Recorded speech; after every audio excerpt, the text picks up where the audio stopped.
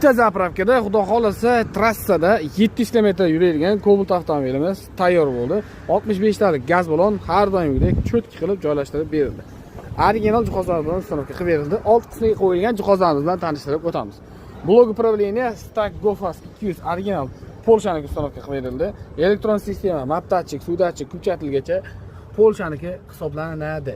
Farsunkamiz original Royal italyanskiy farsunga uстановка qilindi. Hid chiqarmasligi uchun italyanskiy fragment ishlanganlardan foydalanildi.